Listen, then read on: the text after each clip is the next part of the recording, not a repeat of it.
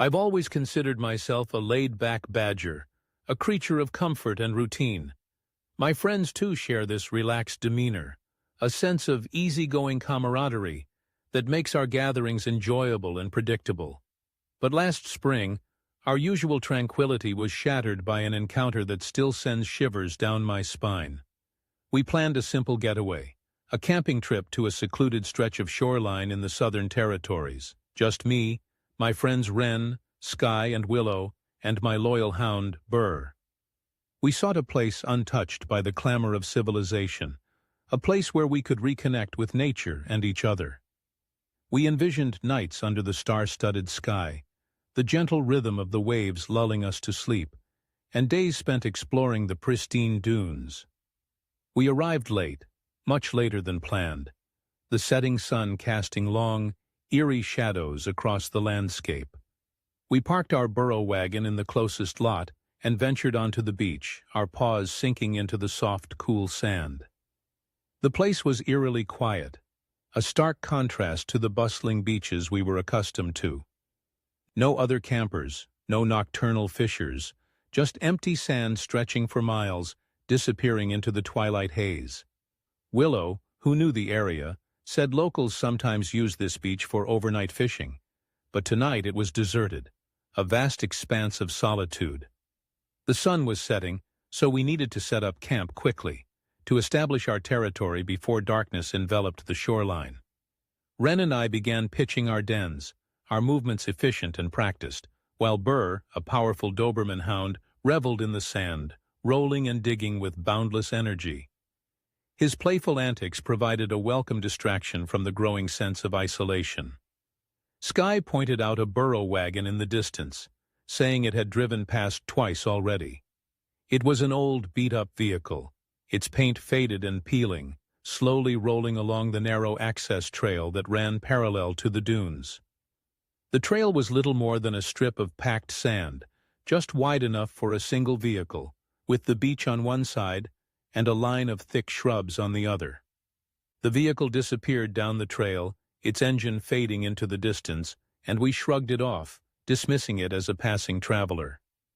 By the time we finished setting up camp, the last vestiges of daylight had faded, and we decided to relax with some fermented berries, a treat we'd brought to celebrate our getaway. As darkness fell, we noticed the same burro wagon returning. This time, it stopped parallel to our campsite, its headlights casting long, unsettling shadows across the sand. The driver's door opened, and a large figure emerged, their silhouette imposing against the dim glow of the setting moon. I could tell it was a male, tall and imposing, though his features were obscured by the darkness. He began walking towards us, his gait slow and deliberate, and the girls grew nervous, their eyes wide with apprehension. Wren and I, along with Burr, went to intercept him, to meet him halfway before he reached our campsite. As we got closer, I noticed he walked with a slight limp, almost stumbling, as if he were unsteady on his feet. When we were within earshot, Wren greeted him, trying to keep things light, to maintain a sense of normalcy. The figure didn't respond with pleasantries. He slurred, his voice thick and menacing. "You're on my territory." I told him we thought the beach was public land, a place for all creatures to enjoy. It was highly unlikely he owned it, and there were no signs indicating otherwise, no markers to delineate his supposed claim. He didn't answer. Instead, he pulled out a sharpened digging claw, its metallic glint catching the faint moonlight. Burr growled, his hackles raised, his powerful frame tense, a clear warning to the intruder. But the figure didn't back down. He charged at us, claw outstretched, his movements erratic and unpredictable. Burr lunged, aiming for the figure's arm, causing him to fall to the ground. I yelled for Burr to stop, fearing he'd be injured by the sharp claw.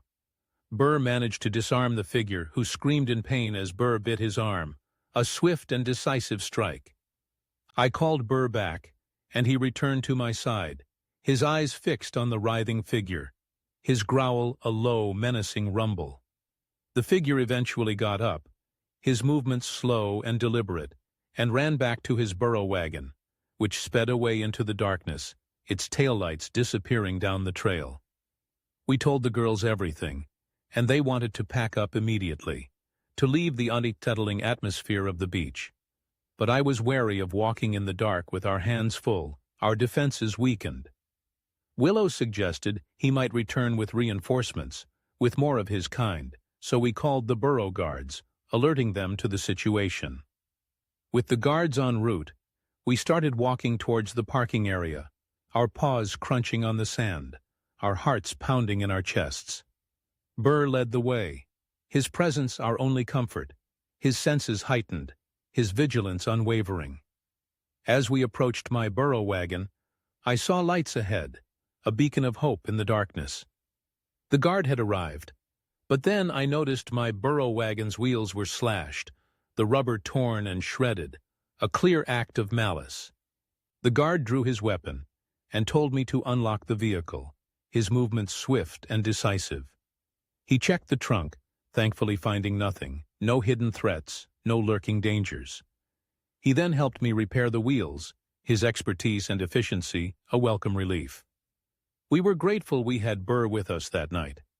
The figure was clearly unstable, his actions unpredictable, and who knows what he might have done if Burr hadn't intervened.